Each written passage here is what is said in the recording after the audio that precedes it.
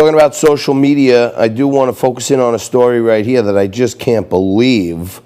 Sally over on Team Stone is reporting on his Instagram page that a church where Roger Stone is planning to speak, okay, about how he recommitted himself to God and his Christianity, and that was part of what got him through all of this craziness.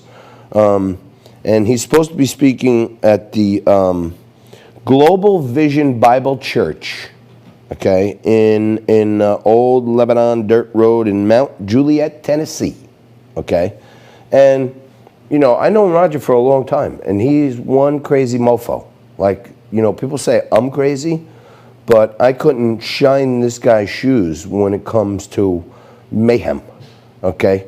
And I was really surprised one of the first times when I was talking to him and I was asking him, you know, how he was dealing with facing life in prison. And when COVID came around, it was almost like, you know, a death sentence, how he put it. Like, I'm 60 some odd years old, 8 years old, and they're going to send me into a prison full of COVID. I'm going to die.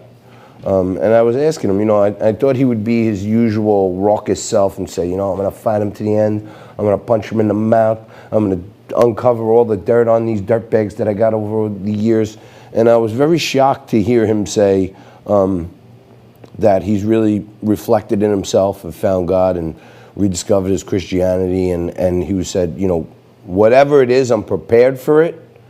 I asked him, even if he'd asked Donald Trump through back channels or anything, please give me a pardon. And he said, I have not, and I will not. Either the president will do the right thing, whatever happens, it will be God's plan. And now Roger's supposed to be talking this Sunday, okay? And these animal,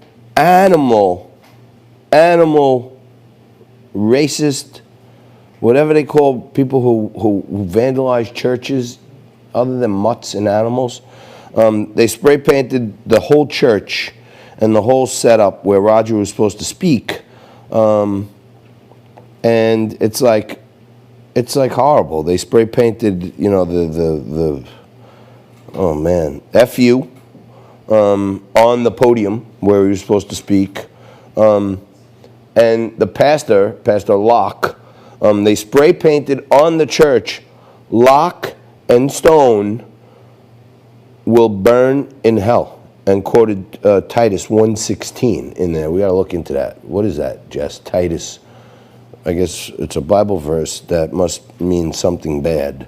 And Roger Stone reacts to this on Instagram on Sally's page, but you know, it's really friggin' screwy, man, that people in the name of Antifa and Black Lives Matter and stuff, they go out and vandalize places and spray paint things and kill cops and, you know, lock them up, fry like bacon, cops are pigs, fry like bacon.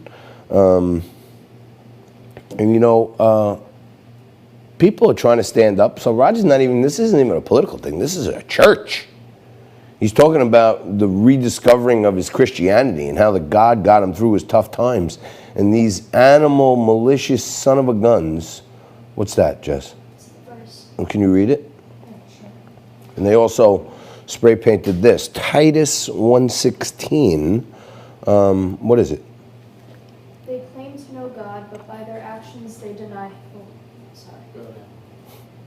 They claim to know God, but by their actions they deny him. They are detestable, disobedient, and unfit for doing anything good. Wow. So they're using the Bible against these people who are just trying to express their faith. And, you know, they did say that our faith would come under attack, too. The Marxists of the Black Lives Matter movement. I don't know if they're responsible for this, but they want the elimination of church. They want the elimination of religion. They want the elimination of the nuclear family. They don't want the patriarch in the home. They want to, you know, rear children through it takes a village philosophy. Really, really whacked out stuff. And God bless Roger. Maybe we can get him on here and talk to him about what's happening, what's being done. And maybe we could track down these dirtbags. Someone else, you know, tried to reason with the Black Lives Matter folks. And you just, you know, there's no rationality on the other side. Take a look at this.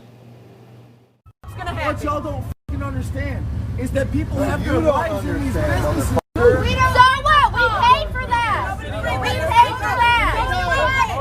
So what? Just because y'all are too scared to go deal with the cops, y'all just gonna burn the whole town? Yes. Y'all got maces. Until justice is served, then yes. Take your issues up with them.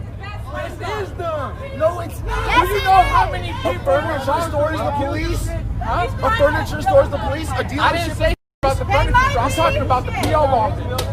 This is a state-owned building, bro. This has Bust my. Then you need to go. There's no business for you being here at all. Hey, I suggest you leave because they ain't playing right now. Right.